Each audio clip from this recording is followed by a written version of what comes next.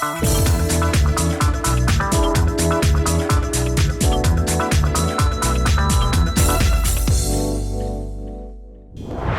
and welcome to VOA's Red Carpet. My name is Jackson Bunganyi. Thank you so much for joining us today. We are in New York, baby, here in Times Square. New York is back after almost 2 years in a global pandemic. The entertainment industry suffered, but it's back in full swing.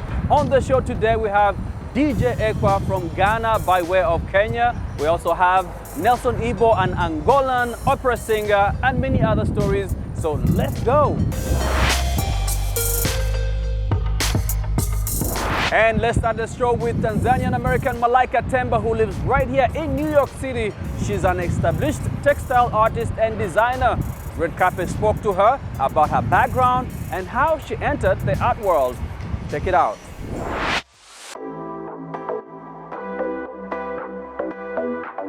She is extremely influenced by art at the intersection of visuals and sound. In Malaika's art, fabrics are combined with inks and chalks to create moving pieces that convey her cultural identity and cosmopolitan outlook. She was drawn to textiles, which she found to be an excellent medium of communication. What started me with textiles is really just that everywhere that I went, there was fabric and fabric that represented culture there. Even from like when I was a kid, looking at kangas in Tanzania and ways in which people use these fabrics and visuals to communicate and to kind of like raise awareness about different things and I guess celebrate or communicate different messages.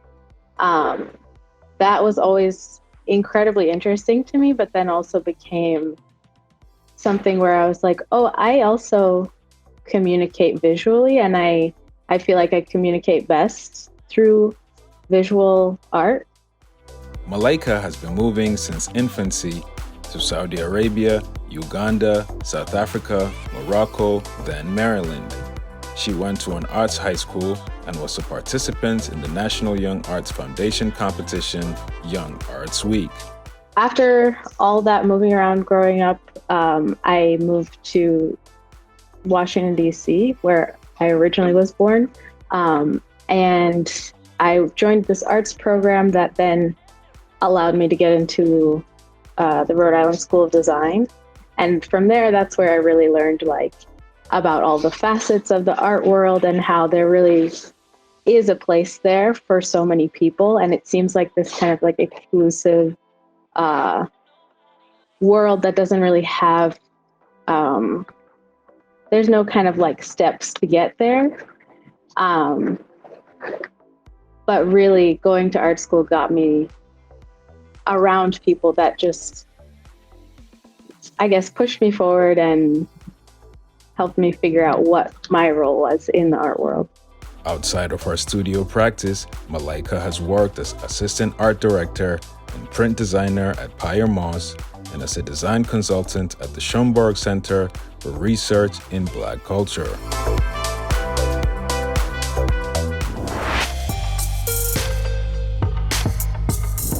A 22-year-old woman is turning heads as she competes in off-road rally racing in Pakistan. VOA's Sidra Dar files this report, narrated by Aisha Khalid from Karachi's deserts. Sports is one of the professions in Pakistan where women are severely underrepresented. This is especially true in off-road rally racing, which is dominated by men. At age 22, Maham Shiraz is changing the game and the face of the sport by challenging her male counterparts. Sport it's dangerous for everyone, chahe mard ho, aurat ho, ladki ho, ladka ho. This sport is dangerous for both men and women. All you can do is take the best possible precautions for safety. Although, just like any other sports, anything can happen. There's a little more risk involved here because you are in a vehicle and in the desert. When she began racing at the age of 18, the law student was the youngest off-road racer. Shiraz acknowledges that racing in her custom-built rally car is terrifying, but she enjoys it. Nervousness hoti hai. There is a kind of nervousness when you are in the desert, but this also gives you courage. This fear also gives you motivation to finish the track. Hence, I consider this a good thing.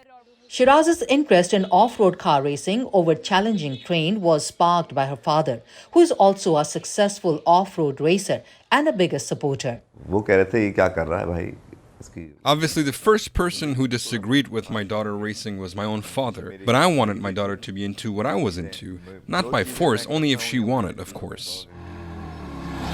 Shiraz made her debut at the 20-kilometer-long off-road hub rally in Balochistan's desert. Thanks to her father's encouragement and support, she has received awards at every event in which she has competed thus far. She did, however, have to deal with a bad accident, which she says became a memorable lesson.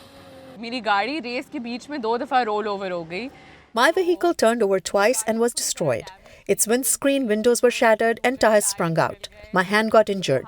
But since the most important thing for any race is to finish the race, as soon as the vehicle got in the running condition, I cleaned my hand and drove for 70 kilometers without the windshield. I put on the mask, goggles, as dirt got into my mouth, but that was most memorable for me. Shiraz says while she does receive some negative comments, people mostly react positively toward her participation. थोड़ी height मेरी कम है तो देख के कहते हैं वो इतनी छोटी At times, people would comment at my height, saying I'm too short, or some would leave comments on my interviews on social media that girls should not be doing this and that I should be in the kitchen. However, most of the responses have been positive. Whether at home or on the racetrack, Shiraz says she values the encouragement she has received, which has allowed her to make a name for herself in a sport and inspire millions of Pakistani girls. For Sitra Dar in Karachi, Pakistan, Aisha Khalid, VOA News.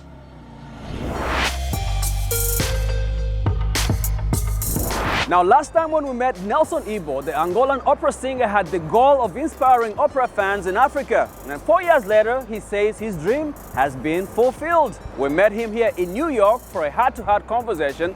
Check it out.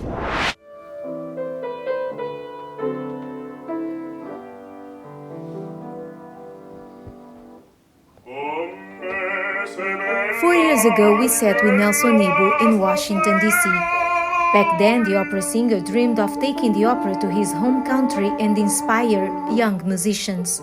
After joining hands with Caposoca Orchestra, an Angolan orchestra that teaches classical instruments to orphans, with the Angolan Lyric Singers School, and with the Angolan First Lady, he says his dream is already happening.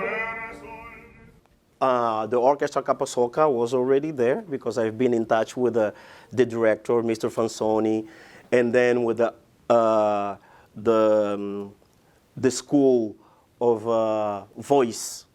I've been in touch with the director that is Mr. Emmanuel Mendes, that is the other tenor that we have there in Angola. Getting in there and see that, I would feel like, my dream is, I achieve it. And I thank always the First Lady of Angola that have been helping a lot to get those instruments in there and to get those kids into the school. Ebo, a Luanda native, fills the room with his powerful voice while he shares his future projects. We're trying to do some kind of work that Mr. the Maestro Dudamel did with the orchestra in Venezuela, or the same work that Mr. Barenboim, the Maestro Barenboim, did also with the orchestra in Israel, that they had to put all these kids that didn't have any parents, that didn't have where to sleep, they put those kids together into music. Inspired by Pavarotti and friends, Nelson Ebo is working on a similar show for Luanda, where names such as Yola Semedo and Paulo Flores from Angola and Sofia Escobar from Portugal are going to share the stage with him. But if Ebo used to dream of taking the opera to Angola, now he dreams of bringing Angolan opera to the world. To get our music as international as the opera is. Because we would do the work in there, but not just the opera, but we would use also our opera our classic music. So we'll take the two up. The tenor also has no hesitations in correlate opera to African music. I would say that the opera composers, they took those bases from our music to the opera. Malaika is our classic music. And the European composer, they would see how it sounds. They would see that and they would write something that would be similar on that. So that's what I would call the basis. Malaika in Ekua, Malaika, what would sound like Malaika? Malaika di quell'amor che palpita. It's the same thing. For an African opera singer, for me, for example, I would go and I would say, in Kikongo, au, oh, wow, that they would say, right? Go and okay. Or, ngana nzambi, right? And I would go and put on the opera, is already on the technique. Is already on the, right? Nga, eme, ngendia mendandue. Or, if I would go into the opera already, I would go, odole cibacio languide carezze. Is on the same bars, is on the same technique, on the same position. So this European way, it came from those bases. Like Benny King's song says, a man without a dream has no heart to call it home. And Nelson Ebo's home definitely lives in his heart. From New York, Mayra de la Salette for the Voice of America.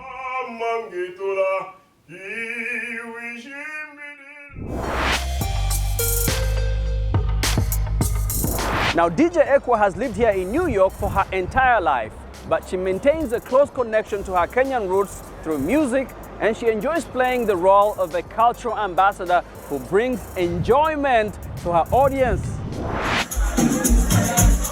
New York is one of the most diverse cities in the world. The Big Apple, as it is known, is home to millions of immigrants from around the world. It is also home to a large population of African immigrants who contribute to the city's vibrant cultural tapestry.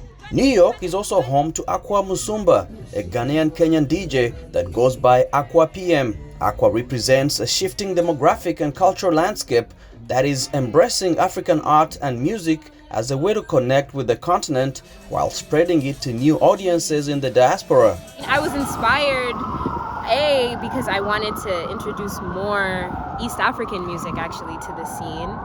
And even through that, just meeting other DJs and like sharing music with them, and we share music with each other, you know, like just learning more about reggae from Jamaica and like really understanding that, and even understanding dancehall culture, you know, like there's whole fetes around that. So I think for me, I see music is definitely a language, but I think even more so once you become more immersed in it, like you learn just like the pockets that are underground and that just need to be shared with the world, and we can do that with music. The pandemic dealt a blow to New York's entertainment industry with an impact felt by thousands of cultural workers. And spring is just starting, and DJ Ekua is looking forward to warm days like this one. That's when the famous New York outdoor parties and festivals begin. We do party like Africans in that like we go for longer hours. So like in LA, places close at 2 a.m. So it's already a different sort of vibe. And I think depending on the setting, you know, we dance a little bit more, or we'll go, you know, just to show our outfits and things like that, you know? And so I think there is definitely a swag in New York that is unlike anywhere else in the world. And with that, we come to the end of our show today. Thank you so much for hanging out with me. We are right here in Times Square in New York. For more entertainment news, remember to check us out at voanews.com. We're also on all social media platforms, on Facebook, on Instagram, and on YouTube. Remember to like, share, and subscribe. Until next time, goodbye everyone.